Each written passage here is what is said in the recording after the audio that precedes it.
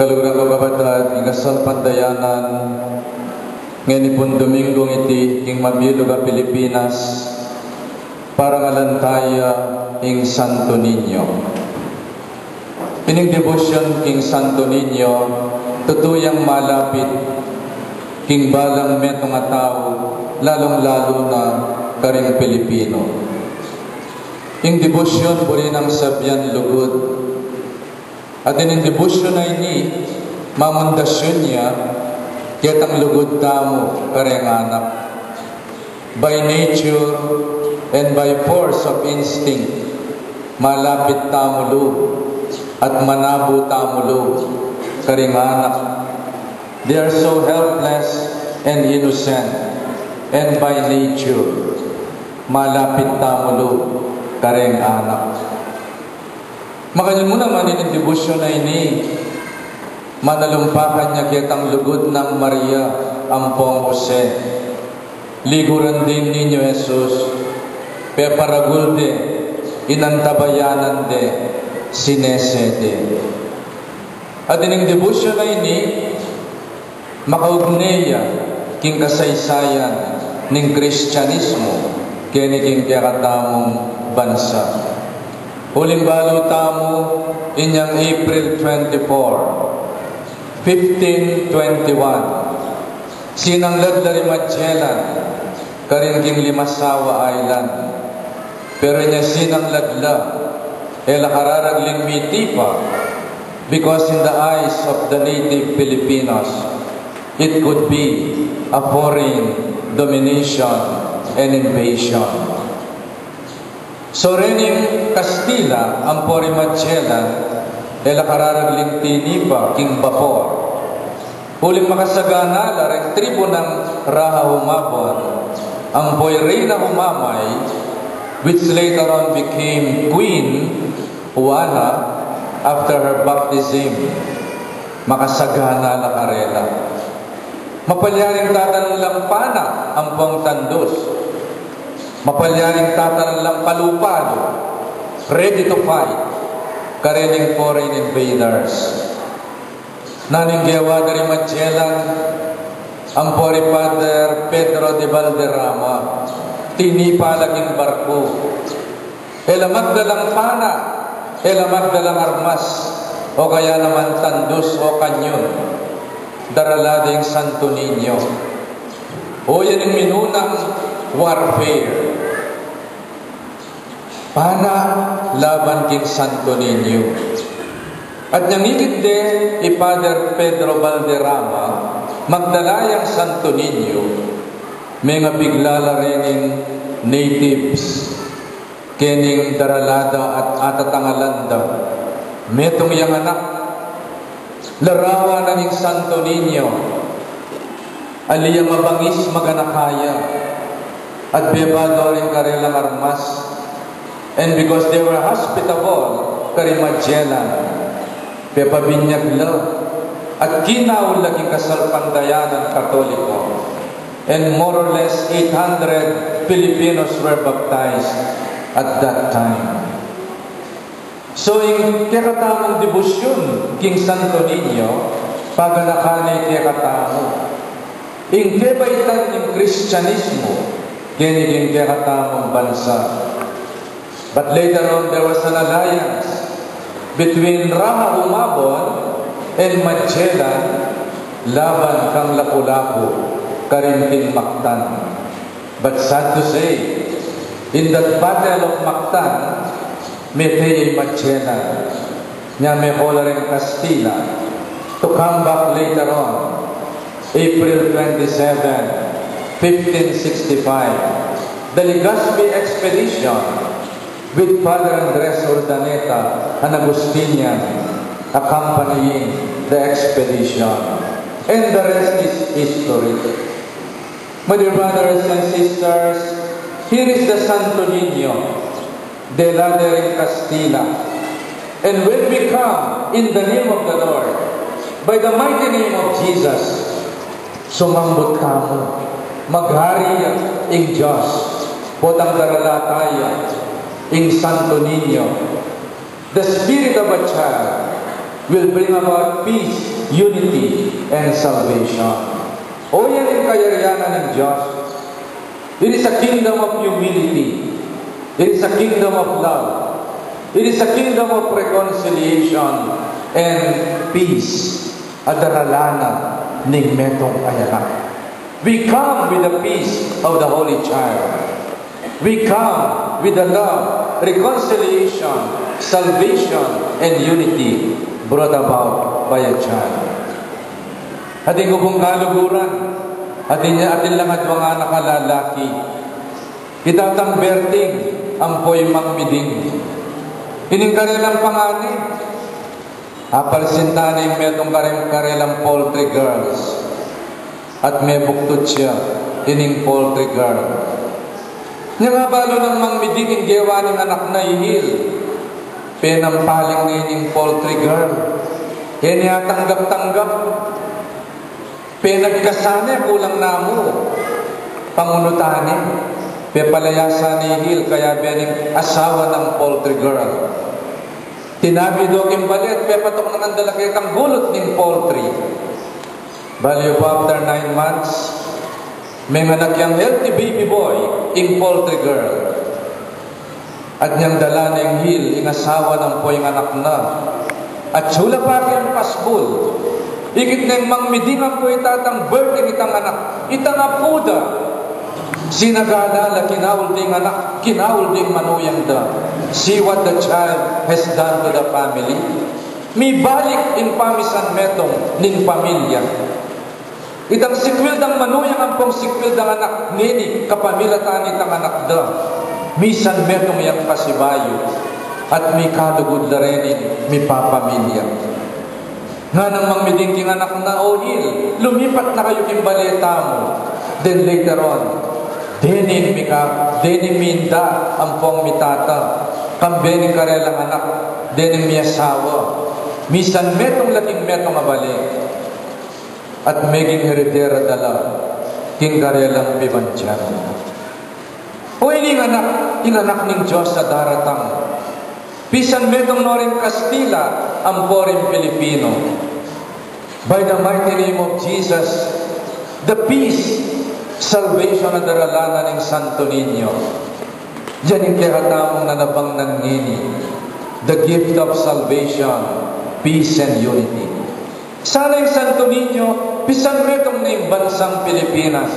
We are more than 7,000 islands. At sana yung Santo Niño, king lagyo ng kasalpandayanan, king lagyo ng Jesus, misan metong na rin Pilipino. Nga nasasabi ng Ginoo, unless you become a little child, you cannot enter the kingdom of God. And the kingdom of God belongs to such as little ones as these. Ing kayariyan ng Diyos at sukare nga anak. At nado na rin katami ang dareng anak at dapat tamong taglayan bang manatili tamo king kayariyanan ng Diyos. At bang maghari kay katamo ing kayariyanan ng Diyos. Medong ka rin masanting katami ang dareng anak makabuklat la isip para mag-aral, para mabiyasa. O yan yung medong espiritu na ng anak, always open to learning, always open to growth and development. At sana makanyang tamungan, open to learning, open to growth. Ida sanang panetamong makasadyang mabiyasa, karin miyayaliwang bagi, at dapat tamong pag-aralan. May buklat tamo sana kaisipan, karin da kalakabyasnan, ay pag nakikatamo, ning banala kasulatan, at ning kikatamo aldo-aldo, pami-biye-biye. There is so much to learn in life. Kalubanin meto ngayanak, panayang mau para mabiyasa, makanyan mo naman sana. Makabuklat tamo isip para mag-aral. Ikang manuyang, potang bayo kayong kasal. Nung sakali man ay kabiyasang magluto, paturo ka kayong katuwangan mong babae, oy ma, makanano yung maglutong pakbit.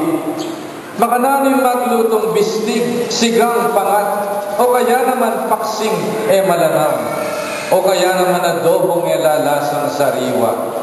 Dakan laturo kaya katamu, ren matwatamu, paturo ka, bakang mabiyasa. At podang paturo ka, at suya kaya kayong espiritu ning kababanlo. O hindi, ikatangian, the members na ning kayariyanan ning Diyos.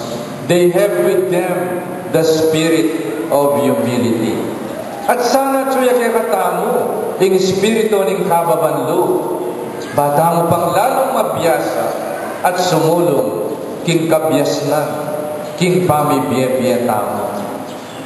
Another spirit of children, yapin niya po itang trust. Itang karelang pamagtiwala, karelang pengari. Nung minsan, makaririala rin anak, alalang pigaganakan, uling dem pengari as nanong kalugot, and they need not worry what to eat or what to wear the next day. Podang malugod na rin pengari tamo, uling malugod lang pengari, halatang pigaganakan. Nyapin, we trust in them, edakatamo paboren. Manalig tamo, kinsaw at pakalulo ng Diyos. And like a little child, manalig tamo, edakatamo paboren ng Diyos.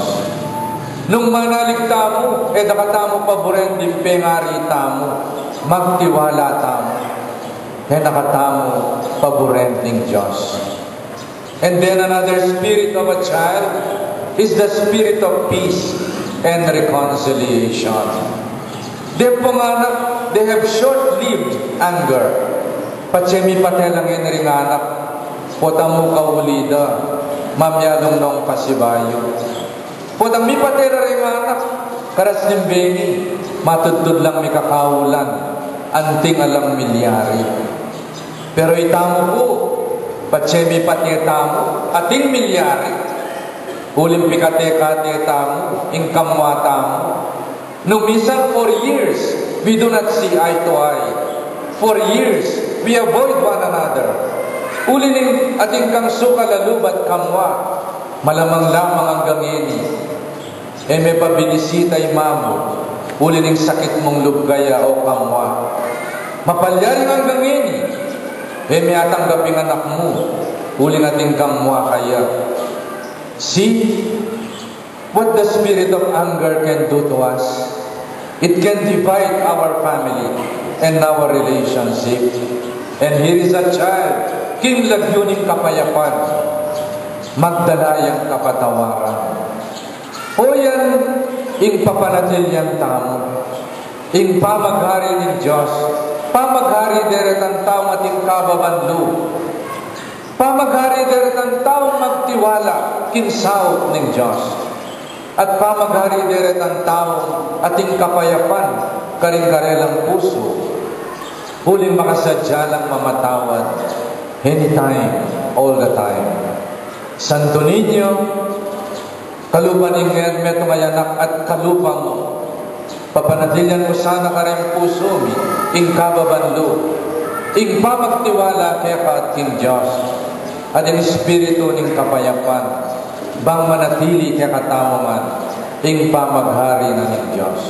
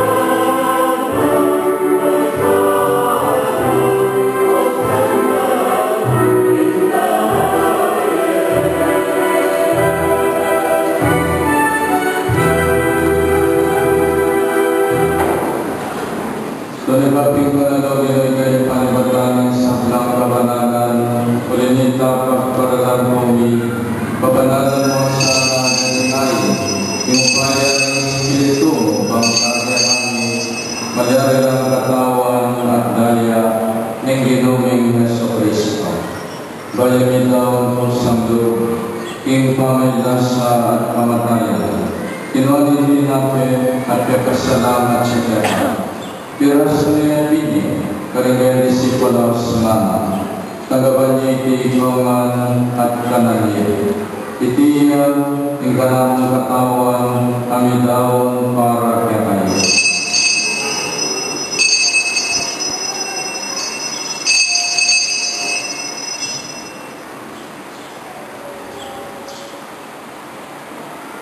Makanyan mo naman kay ba't ng apunan, kinuhaning kalis, pasibayo yan kaya pasalamat kaya pa.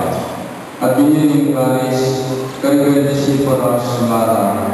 Tagabaniti kawan at minungko kaniti, piliing kalis ng kanakang daya. Indaya ng bayo, adalangan gamitipan, kami bubuo para kayo at para kaming sablang tao. Bangkit kami patawaran ng kasalanan. Dapkan niyo bilang kapigaganapan anak.